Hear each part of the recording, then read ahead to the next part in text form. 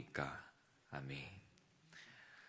할렐루야. 오늘도 이 예배를 통해 하나님의 놀라운 은혜 누리시는 여러분 되기를 간절히 소망합니다. 아멘.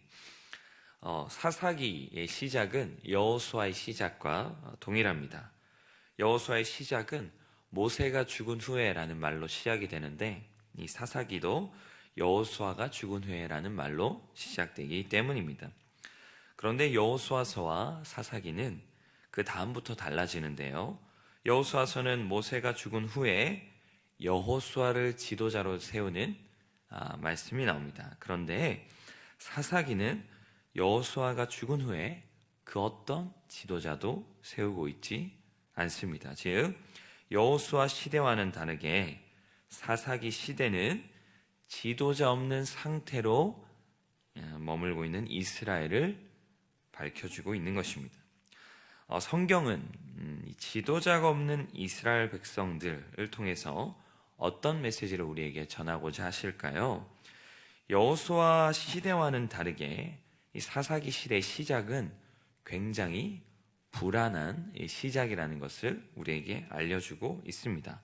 모세가 죽은 후에 곧바로 여호수아가 세워졌던 여호수아 시대 때는 이스라엘 백성들이 그래도 또 다른 지도자가 세워졌기 때문에 크게 불안하지 않은 그런 상태임을 발견할 수 있지만, 여호수아가 죽은 후에 그 어떤 지도자도 세워지지 않은 상태에 놓였던 사사시대의 이스라엘 백성들은 굉장히 불안한 상태라는 것이죠. 그들이 불안한 상태인 이유는 무엇일까요? 지도자의 부재가 이스라엘을 굉장히 불안하게 만드는 이유는 어디로 가야 할지에 대한 하나님의 뜻을 더 이상 들을 수 없기 때문입니다. 지금까지 하나님께서 모세를 세우시고 여호수아를 세우심으로 이스라엘 백성들에게 어디로 가야 하고 어떻게 살아야 할지에 대해서 말씀하셨지만, 이제 여호수아가 죽은 후에 더 이상 그 하나님의 뜻을 전해받지 못하는 이스라엘 백성들은 어떻게 해야 될지 모르는 당황스러운 상황에 놓이게 되었다는 것입니다. 그런데 놀라운 것은 이스라엘 백성들은 전혀 당황하지 않았습니다. 우리 사사기 1장 1절의 처음 부분을 제가 한번 읽어보겠습니다. 여호수아가 죽은 후에 이스라엘 자손이 여호와께 여쭈어 이르되 라고 되어 있습니다. 여러분 조금 이상하지 않으십니까? 이스라엘 자손이 여호와께 여쭈었다 라는 것을 우리가 어떻게 이해해야 할까요?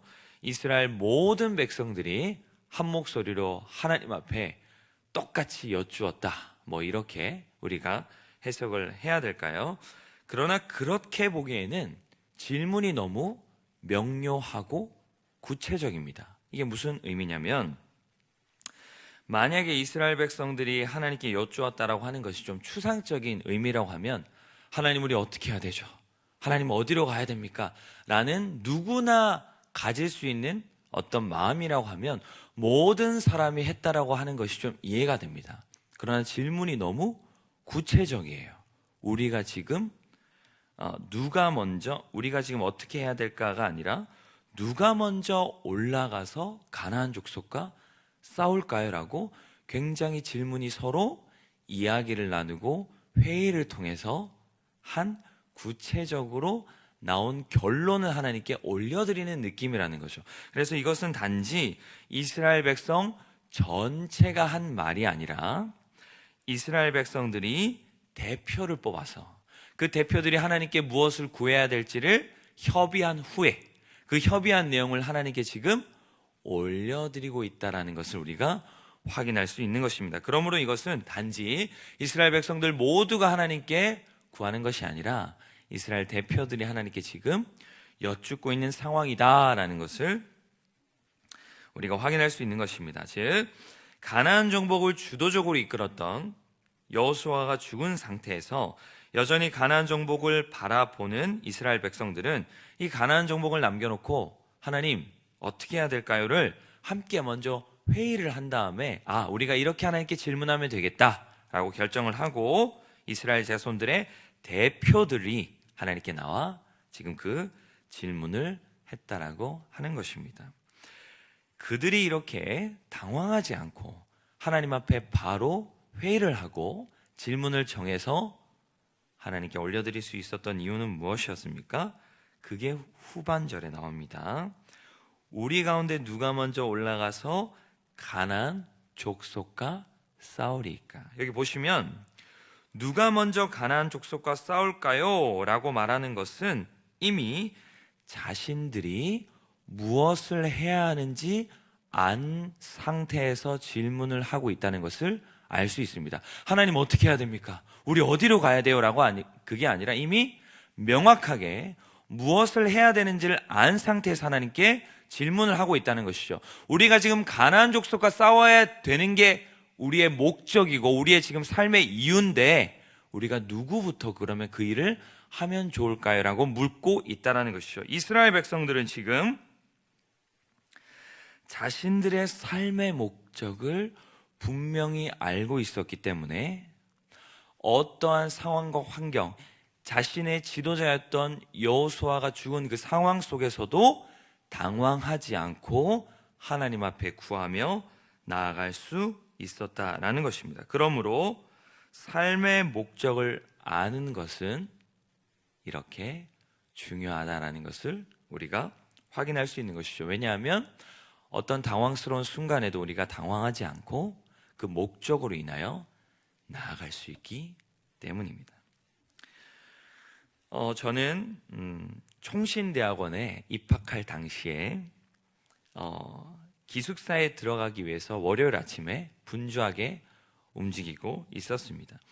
아이가 태어난 지 얼마 되지 않았기 때문에 조리원에 월요일 날에 아이를 그리고 우리 아내를 데려다 주고 이제 제가 총신대학원, 그러니까 제가 구미에 살고 있었으니까 이 용인까지 이제 올라가기 위해서 준비하고 있던 상황이었어요.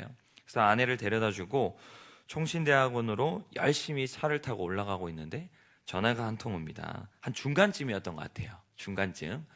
딱 이스라엘 백성들이랑 똑같죠. 중간쯤입니다. 가나안 땅에 들어간 것도 아니고 애굽에 머물렀던 것도 아닌 중간쯤에서 전화를 받았습니다. 아내가 조리원에서 쫓겨났다는 거예요. 왜 쫓겨났냐고 하니까 아들이 태어난 지 얼마 되지도 않았는데 노로바이러스에 감염이 됐대요.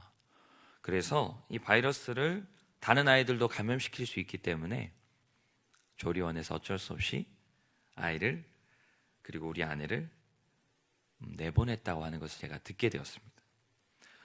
학교를 가는 중간이었습니다. 학교에 가야 하나 다시 집으로 돌아가야 하나 하는 당황스러운 상황이 제게 놓여지게 된 것이죠. 그러나 저는 당황하지 않고 그대로 학교로 갈 수 있었던 이유는 제 안의 목적이 분명했기 때문입니다. 그때는 제가 총신대학원을 입학하는 첫날이었어요. 누가 봐도 하나님이 저를 시험한다는 것이 느껴지는 상황이었습니다. 그래서 저는 하나님께서 저로 하여금 하나님을 위해 살기로 다짐한 그 첫걸음에서 이런 시험하신다는 것을 제가 느꼈기 때문에 이것은 하나님께 맡기고 내게 주어진 하나님의 삶의 목적과 방향에 따라 내가 학교를 가는 것이 옳겠다라고 결정을 하고 주저하지 않고 학교에 가서 제가 바로 무엇을 했냐면 짐도 풀지 않고 기도를 하기 시작했습니다.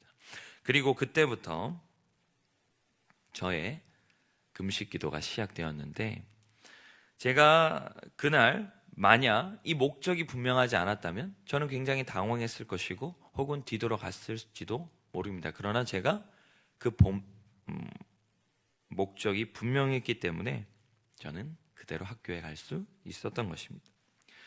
여호수아의 죽음 후에 지도자가 세워지지 않은 이스라엘 상황은 사실 어떻게 해야 될지를 모르는 상황과 같습니다. 굉장히 당황스러운 상황이고 힘든 상황이지만 그들이 그러한 상황 속에서도 당황하지 않고 힘들어하지 않았던 것은 그들에게 분명한 목적이 있었기 때문입니다. 어쩌면 우리가 이 말씀을 보면 좀 당연한 것 같아요. 그렇죠?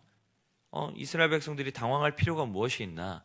하나님이 사라진 것도 아니고 그들에게는 가나안 정복이라는 목적이 분명한데 하나님께 묻고 나아가면 되는 것 아닌가라고 생각할 수 있지만 이거 쉽지가 않아요. 왜냐하면 우리의 삶에도 이런 일들이 너무 빈번하게 일어납니다.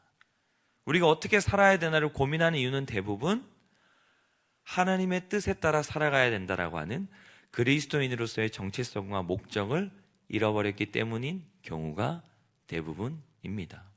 우리의 삶에도 그런 일들이 참 많이 있어요. 어떻게 가야 하나? 어떻게 가야 하나?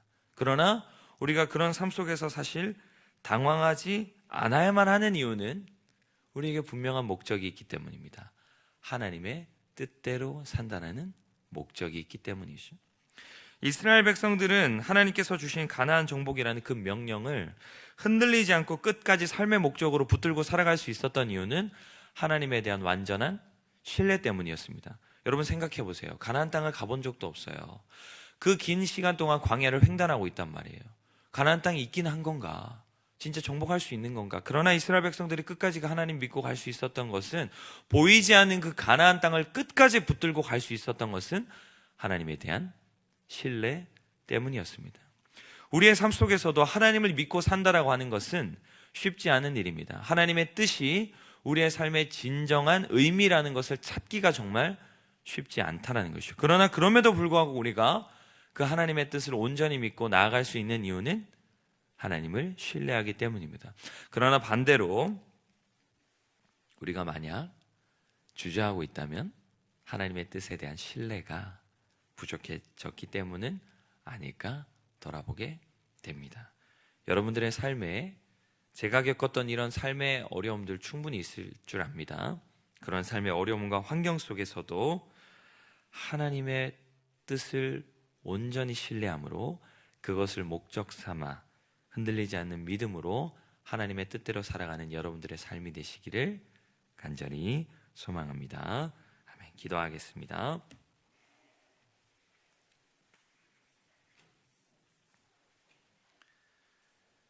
하나님 아버지 감사합니다.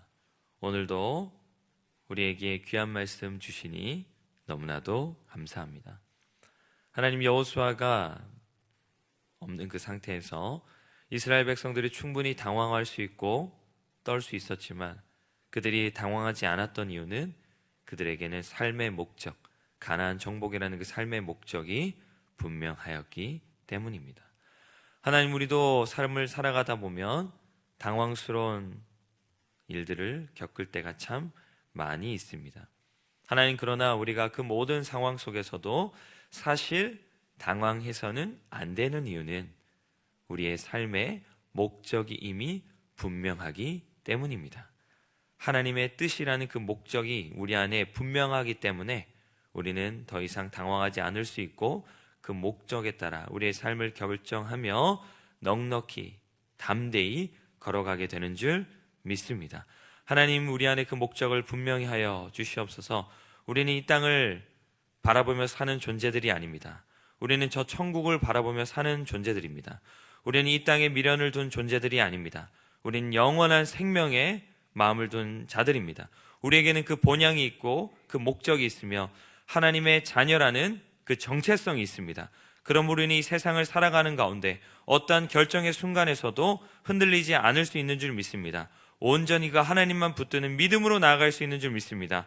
하나님, 우리 안에 그 신뢰를 온전히 회복하여 주셔서 우리가 어떠한 상황과 환경 속에서도 온전히 하나님만 붙들고 나아가는 그런 믿음의 사람들이 될 수 있도록 주님 함께하여 주시옵소서.